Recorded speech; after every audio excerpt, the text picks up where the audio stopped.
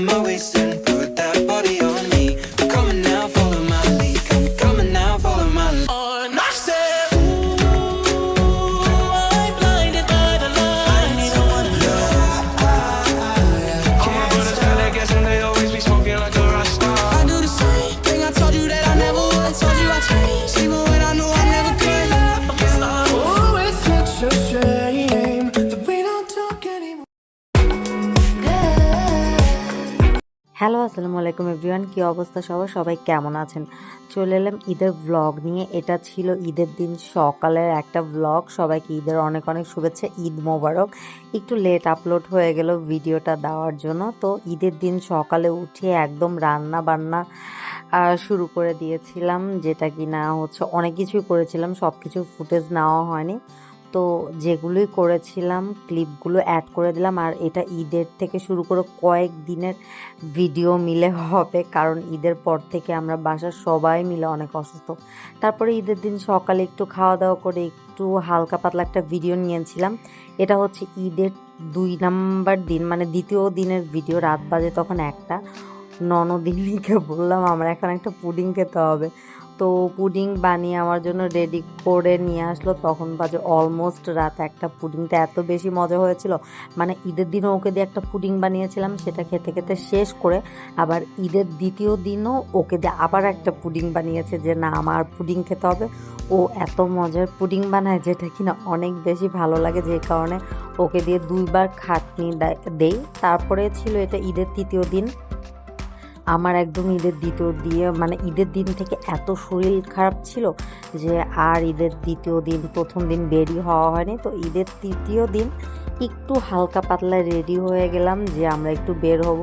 তো এই তো একটু ঢং করছিলাম, যেহেতু অসুস্থতার কারণে কোনো কিছু হয় না, বাসার প্রত্যেকটা মানুষ অসুস্থ ছিল ঈদের দিন থেকে। তো সবাই একটু দোয়া করে দেবেন আমাদের জন্য। তারপরে এই তো একটু রেডি হয়ে গেলাম, রেডি হয়ে আমরা দুইজন মিলে বের হয়ে পড়লাম।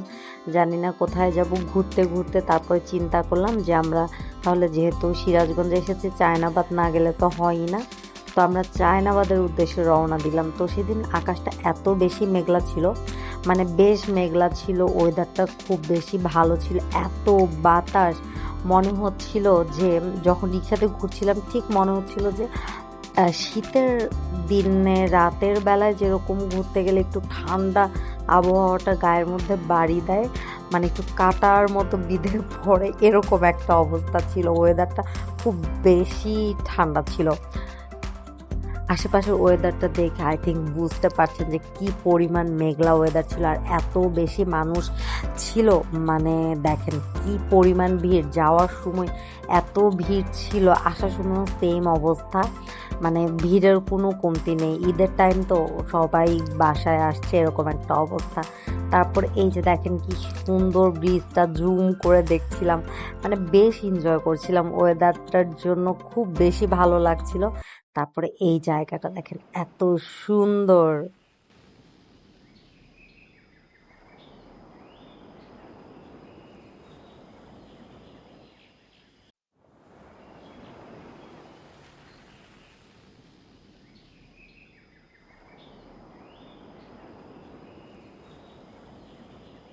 মানে নদীতে পানি আসছে, কি সুন্দর যে লাগছে। তারপরে এই যে আপনাদের ভাইয়া কিছু ভিডিও করে দিল আমাকে, সেই ভিডিওগুলো একটু করলাম।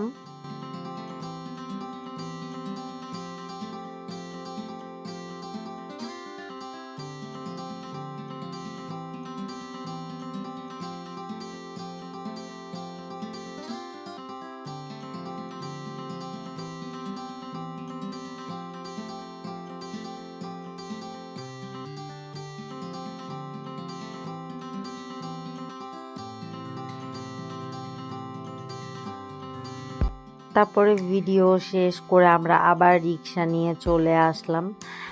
যাচ্ছিলাম আর পথগুলো মানে খুব বেশি সুন্দর লাগছিল। যাওয়ার সময় একরকম এনজয় করছিলাম, আসার পথে আরেক রকম এনজয় করছিলাম। সত্যি কথা বলতে প্রকৃতিটা এমন একটা সৌন্দর্য, যেটা কিনা ভিডিওর মাধ্যমে আসলে প্রকাশ করা সম্ভব না, জিনিসগুলো একদম স্বচক্ষে না দেখলে। আর এইদিকে দেখেন এই যে নৌকার মধ্যে গান বাজনা করে যাচ্ছিল এরা, এদের যদি একটা বার পুলিশ ধরে একদম ওখানে ধরে কান ধরে উঠবোস করাবে এদেরকে নিশ্চিত। তারপরে এই যে এখানে একটু মেলার মতো বসেছিল, এই যে এখানে চরকিগুলো দেখলে কিন্তু একদম ছোটবেলার কথা মনে করিয়ে দেয়। মানে বেশ এনজয় করছিলাম, খুবই সুন্দর জায়গাটা। যারা গিয়েছেন তারা অবশ্যই জানাবেন যে আপনাদের কাছে চায়নাবাদটা কেমন লাগে। আমার কাছে তো বেশ ভালো লাগে, আমি যখন ঈদ টাইমগুলোতে যাই আমার খুবই ভালো লাগে, আমি চায়নাবাদে মাস্ট যাই। তারপর ওখান থেকে আমরা জেলখানা ঘাটে চলে গেলাম। জেলখানা ঘাটে একটু যাওয়ার পরে দেখি এত পরিমাণ ভিড়, আর এদিকে দেখেন কত বেলুন, কি সুন্দর লাগছিল তাই না? তারপরে হচ্ছে এই দেখেন এত পরিমাণ ভিড় ছিল যে আমরা আর দাঁড়াতে পারিনি। তারপরে এই যেখানে একটা পাঁপড় বানাচ্ছিল, পাঁপড়গুলো বেশ ভালো লাগছিল দেখে, খুব এনজয় করছিলাম। তারপরে একটা পাঁপড় নিয়ে নিলাম আমরা। এই দেখেন কি সুন্দরভাবে একটা পাঁপড় ছেড়ে দিল আর ফুলকো হয়ে গেল। সুন্দর না জিনিসটা? এই তো সন্ধ্যা হয়ে গেল, তারপর আর আমরা কোথাও ঘুরিনি। এখান থেকে চিন্তা করলাম ডিরেক্ট বাসার দিকে যাব। এই ছিল আজকে ছোট্ট একটা ব্লগ। সবাই ভালো থাকবেন, সুস্থ থাকবেন। আসসালামু আলাইকুম।